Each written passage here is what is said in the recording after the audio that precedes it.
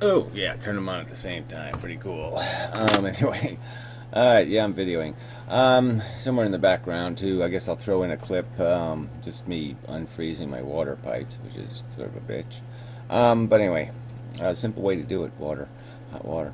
But anyway, all right, Wise Monkey Guy, dual response to him, maybe throw in some Professor Anton stuff. Um, yeah, I'm really tired. Wasted a couple hours in Stickham last night with Pyro. I mean, it wasn't a waste, but I mean, well, whatever. Stizor showed up, so that was sort of the end of the game. Anyway, the end of any kind of intelligent game. So anyway, yeah, I guess I don't know if that deserves a separate video. Maybe I'll just do a real quick paraphrase here and put some more in the what the fuck maybe, who knows. But it's just on this economics thing and the fact that it really is just about people's fear, and it's about this idea that they want some sort of perfect roadmap to any kind of change. If you're going to change anything, you have to have some perfect roadmap that gives you every detail of what's going to happen. And nothing's like that. I mean, to land on the moon, some people had to die. That's just the reality.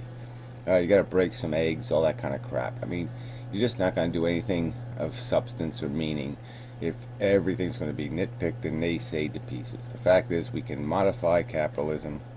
We can preserve markets. It doesn't have to go. It's the two choices in the world are not Forbes and Stalin. Those are not the two choices. So anyway, but you just the conversation just gets inane. When that's all the rhetoric you get is, well, you can't control anything. Well, you can't interfere, and well, bullshit. So whatever. Yeah, so it gets pointless. All right, Professor Anton also made a video that's, well, anyway, I'll try to interject some of that into this.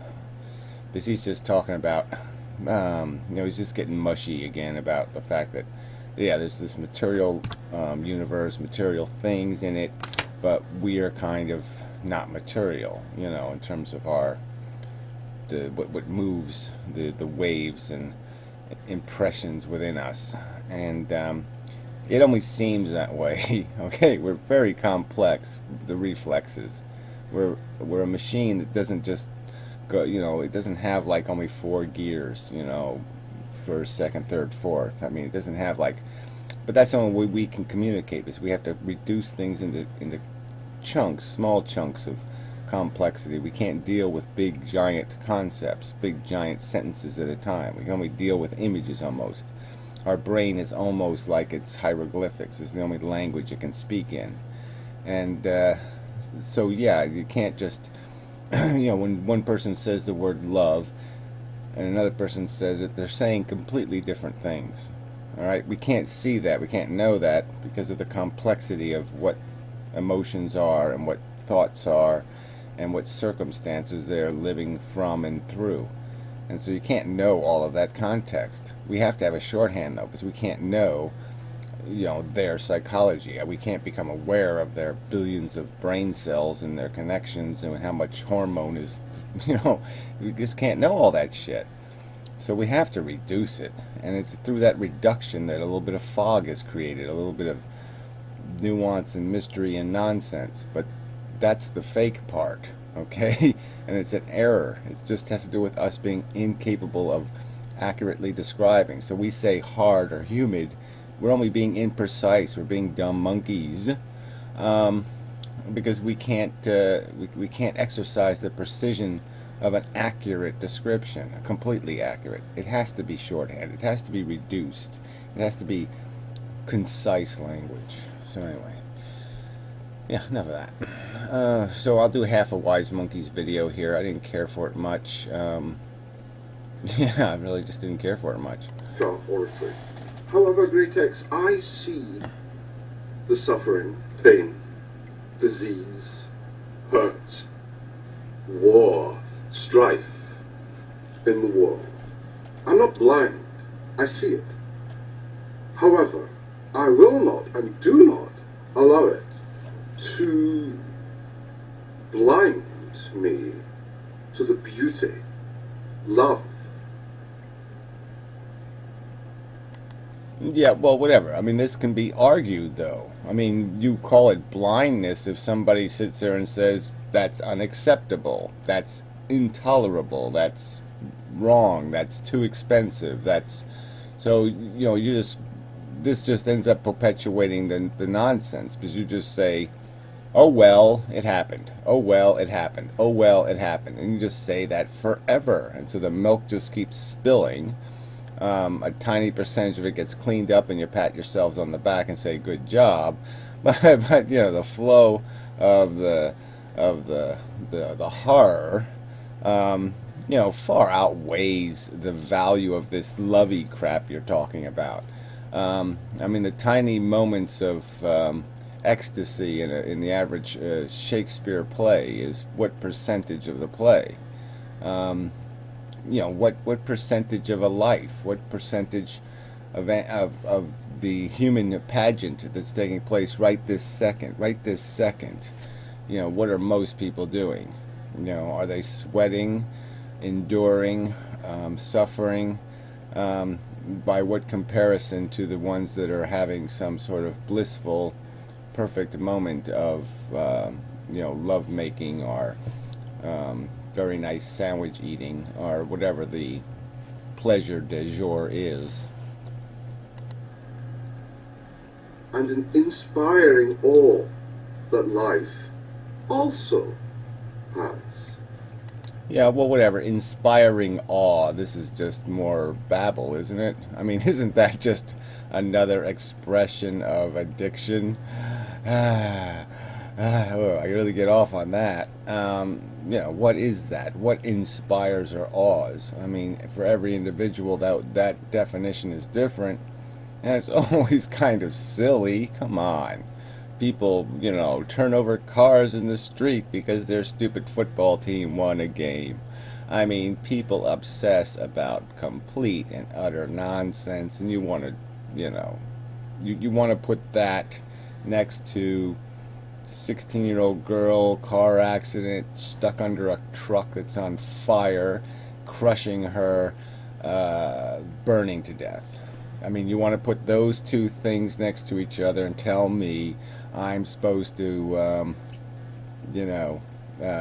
accept the mixture, accept the swirls of dog dew in my chocolate mousse.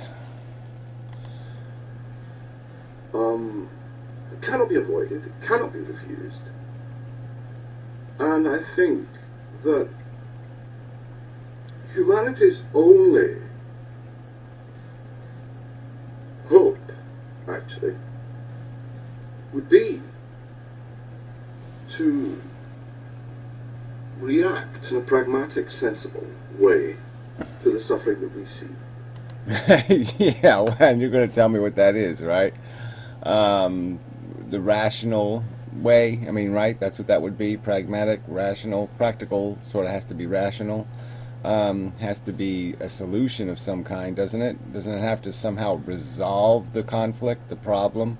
I don't think there's any solution to the problem, all right? It's systemic in the system. It's a stupid chase game for absolutely no accomplishment, and you can pretend that you're accomplishing something, but you're really not. So that sounds like bullshit coming. The spectacle, I think, of suffering, as I say, has a beautifully coagulative effect on the other organisms that exist within the environment.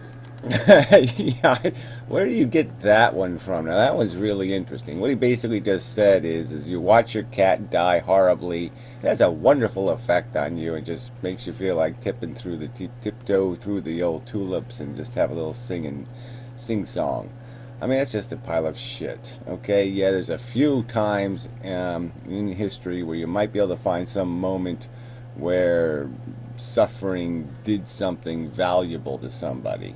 But it's usually light, and yeah, I mean, you watch somebody fucking you care about, you love, be harmed, and then cruelly die. It's not gonna do anything good for you. Come on. I mean, we watched people jump out of a burning building at 9/11. We watched people die horribly. And what did we do? We went out and started dropping daisy cutters. That was the wonderful effect it had on us. Was, let's go get those fuckers and kill them. And this can. This can create and engender empathy, sympathy, love, and also allow the assimilation of various, I suppose, procedures.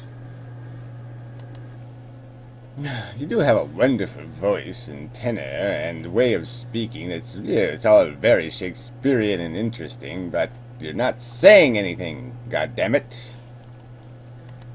Coping mechanisms for the group, for the individual in future circumstance. Yeah, then the coping mechanism is what? A big bowl of, you know, addiction soup.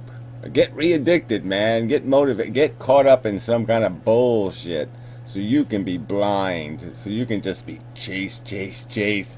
Hit my little spoke in the wheel. Keep hitting my spoke in the wheel. Keep hitting my spokes in the wheel. Keep running like you're going somewhere. Come on. Yeah, get a, you know, what do you call them things with the belt that goes round and round, and a treadmill. Yeah, get yourself a new modern treadmill with a digital readout. And, yeah, that'll fix your problem. Maybe put a pineapple on a string in front of the treadmill. And then you could chase the pineapple. Ooh, that'll fix it. I'm right, Great X. I understand that life can be unpleasant. I know life can be unpleasant. It's very patronizing, you know. Oh, I know what suffering is. I've watched my animals die, and my parents, and my sisters and brothers, and I've seen all kinds of horror. And I actually saw a 16-year-old girl under a truck burned to death. And it doesn't, you know, yeah, okay, it bothers you for a few minutes, and then you just get over it, but you get re-caught up in another fucking addiction, your own glory, your own bullshit chases of your bullshit cheese, you know, for your little moments of satisfaction that'll be very, very, very short-lived, because the next day you're gonna say, well, where's more? I want some more, please. I want some more, please. I want some more, please. And I am not scoffing at your suffering. I'm not scoffing at anyone else's suffering. Yeah, it's not a matter of you scoffing. It's just that you're just sitting here trying to say it has no real harsh, brutal truth. It's just some kind of thing that we can just work on our psychology and make the blood and the guts go away. Gosh, I suffer myself. However, we can learn from it. Yeah, what did you learn? Yeah, there's like lines from movies. Yeah, what are you gonna learn from Hannibal Lecter or whatever? Yeah, there's a great line in a movie like that. Oh yeah, the alien. Yeah, you know, you have nothing to learn from them but how to die. Yeah, that's all you're gonna learn. You're gonna learn how you. There's nothing to learn except, holy shit, what the fuck am I caught up in? Am I ever caught up in a dumb, idiotic, moronic game? Can't be played humanely, can't be played elegantly, just can't. You can pretend it can, it can't. And life itself does contain a great deal of unpleasantness. No one said, Great X, that life would resemble someone's kindergarten nursery rhymes, or... Well, that's what they have been selling, though, haven't they? Haven't they for centuries sold to people the fairy tale, oh, look, life will suck here, but just wait till you get to heaven, man. It's got all these little rubies on the fucking walls and stuff, and it's all shiny and sparkly and clean, and there's no blood and guts anywhere. It's just beautiful. Haven't they been doing that for fucking thousands of years? They've been selling bullshit. Little fairy stories. a Hollywood blockbuster movie where everything works out okay in the end. You know, and I think perhaps Yeah, well, you're going to concede that it doesn't work out in the end, and you're still trying to sell it as something people should buy. People should, yeah, you look, okay, the refrigerator I'm selling is going to blow up and burn your house down.